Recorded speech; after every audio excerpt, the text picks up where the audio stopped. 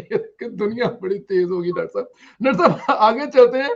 हुकूमत ने 27 मार्च को डी चौक पर जलसे का ऐलान कर दिया और साथ में फरमाया ये है कि जो वोट देने जाएंगे वो इससे गुजर कर जाएंगे और जो वापस आएंगे वो भी यहीं से गुजरेंगे। देखते हैं किसके माई के लाल में दम है कि वो इमरान खान के खिलाफ वोट दे। सरेआम धमकियां लगा रहे हैं, कोई रोकने टोकने वाला? ये अगर अददी अक्सरियत पूरी है तो ये हरकतें क्यों की जा रही हैं? क्या इससे लगता नहीं कि बस? नहीं, सामने आपको अंदाजा है कि ये फ्रस्ट्रेशन में देखिए ना, ये तो जुमला फवाद चौधरी का भी है, शेख रशीद, दो ही है ना ये, जो जी। चट्टान की तरह खड़े हैं इमरान खान के साथ। और चट्टान की तरह इसलिए खड़े हैं इमरान खान के साथ कि इनको किसी ने आसरा नहीं दिया है। आज आसरा मिल जाए तो ये चट्टान रेत की दीवार साबित होगी और धड़ से बह जाएगी। ठीक है। तो सवाल ये पैदा, उनका जीना मरना इमरान खान के साथ है। तो उन्होंने इमरान खान को जो है वो यही एहसास दिलाना है कि सर, किस कोई माई, अब माई का लाल का लफ्ज कहने से पहले आप अपना कद तो देखें कि आपके पास है क्या। यही हैसियत है कि कल इमरान खान जाते हैं तो आप तो एक यूसी का इलेक्शन नहीं जीत सकते।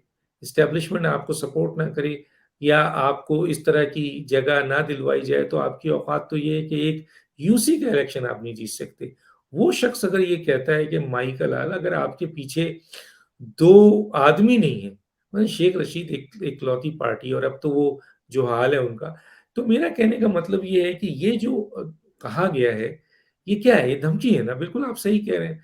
ये किसको धमकी दी जा रही है? पहले तो ये 10 लाख का मजमा, क्या अपोजिशन को धमकी दी जा रही है? अपोजिशन ने तो बता दिया कि जी हम लॉन्ग मार्च कर रहे हैं, हम तो 20 लाख ले आएंगे। लेकिन ये धमकी दी जा रही है एस्टेब्लिशमेंट को कि हमारी बात मान लो, हमारे सामने हमें दोबारा एक पेज पे ले आओ, हमें हमारा जो है हमें सपोर्ट करो, गैर कानूनी गैर आईनी तौर पर हमारी हुकूमत को मजीद आगे बढ़ाओ, वरना हम 10 लाख अवाम को लाएंगे। फिर दूसरी धमकी किसको है ये? दूसरी धमकी उन लोगों को है जो पीटीआई के एमएनएस हैं। जी। इनको धमकी दी जा रही है कि तुम यहाँ से गुजरोगे तो ये मजमा तुम्हारा क्या करेगा और तुम्हारा हशर कर देगा। हालांकि इनकी अपने एजेंसी ने इनको इत्तला दी है कि आप अपने पूरे वसाइल इस्तेमाल कर लें, पूरी ताकत इस्तेमाल कर लें, तमाम सूबों को इस्तेमाल कर लें, हर चीज इस्तेमाल कर लें, आप 10 से 15,000 20,000 से ज्यादा वो लोग जमा नहीं कर सकते। अब रही बात कि सवाल ये पैदा होता है कि इस तरीके से ये जो बातें की जा रही हैं, इसका आप जिस तरह मैंने कहा कि धमकी कहाँ दी जा रही है, 10 लाख का मजमा।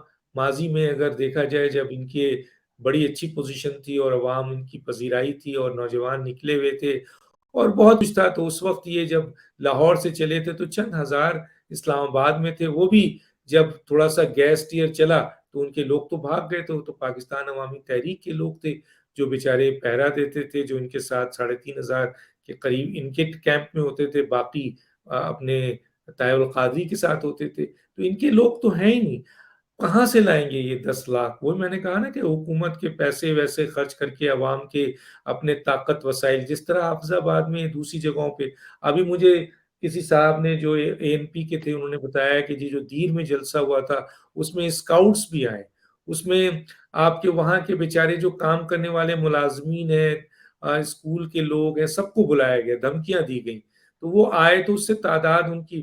तो कहने का मतलब ये है कि ये इस किस्म की जो बातें जो है ना, भड़कियां मारी जाती हैं, मार रहे हैं, उनको भी पता है कि इस तरह का एक्ट जो है वो नहीं कर सकेंगे।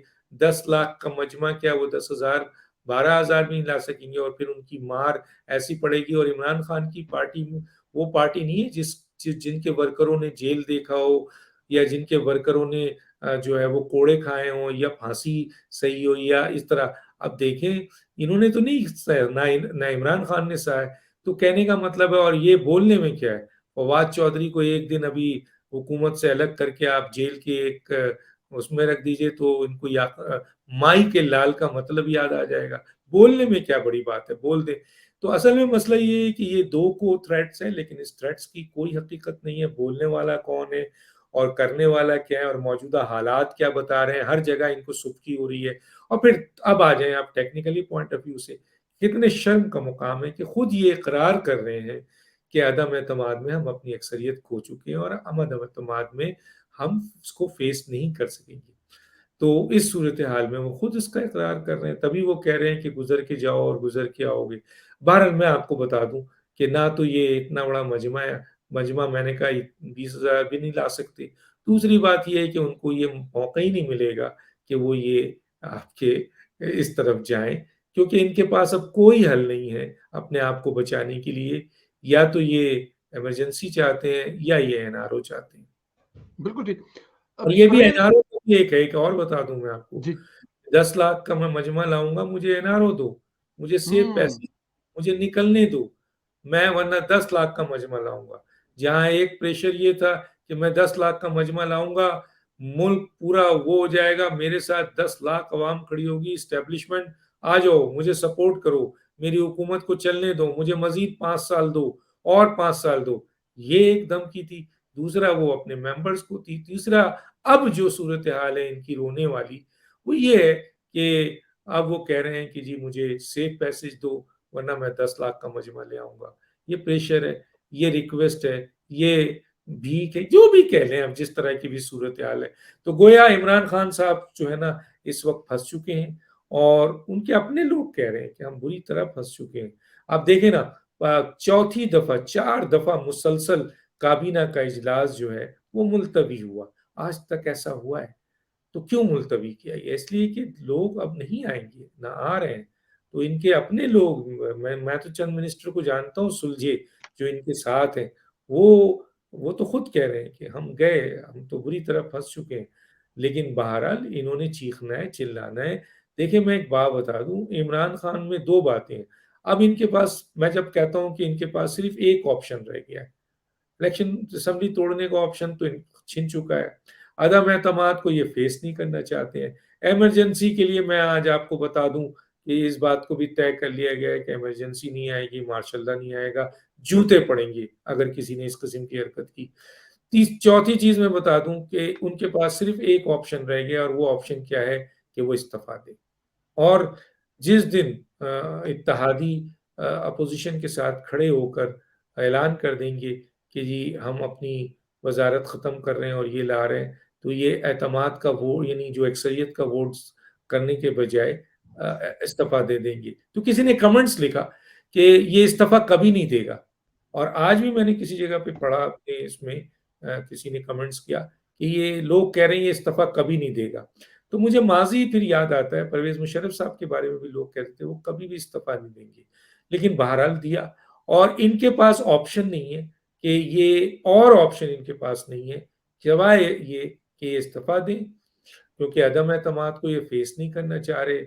और अक्सरियत का मामला आएगा, और इत्तेहादियों ने जैसे ही अपोजिशन के साथ प्रेस कॉन्फ्रेंस की और अपने लोगों को हटाया वज़रा से और अपोजिशन बेंच में बैठे, ये इस्तीफा इनको देना पड़ेगा, इसके अलावा कोई चारा नहीं है। बिल्कुल ठीक है। 2-3 चीज़ें मिक्स हो रही हैं। आप कहते हैं कि सीरियस ना लिया करें इसको, नहीं लेते, लेकिन क्या करें अब, लेना पड़ता है। एक छोटा-सा क्लिप और है, क्योंकि काम पे टांग रही हैं, ये बड़ा चल रहा है आजकल, और इसको इमरान खान साहब ने मशहूर भी किया, और बिलावल भुट्टो जरदारी साहब ने आज कहा है कि ये उनके अल्फाज नहीं है, इसको उल्ट-पुल्ट किया गया है। एक बट इमरान खान साहब ने क्या कहा है, ज़रा आज ये भी सुन लें सर एक दफा। शहबाज शरीफ टोकरे का फल लेके जाता था रिश्वत देने के लिए। शहबाज शरीफ टोकरे का फल लेके जाता था रिश्वत देने के लिए। शहबाज शरीफ टोकरे का फल लेके जाता था रिश्वत देने के लिए। सर, टोकरे का फल, फल का टोकरा नहीं, टोकरे का फल रिश्वत लेके जाते थे। सर ये जानबूझ के करते हैं खान साहब, या हमें और आपको मसरूफ रखने के लिए ऐसे लिख के दिया जाता है इनको? नहीं नहीं नहीं, खान साहब नहीं जो पता है, लगता इनको सर? खान साहब जो हैं वो जो बोल रहे होते हैं, अगर उन्हें पता होता तो 12 मौसम तो ना करते ना। तो आपके उनको मोगलों को तुर्कों से इस तरह तो ना मिला देते ना। फिर वो आपके ये तो ना कहते ना कि जी फला नबी का जिक्र ही नहीं है कुरान में।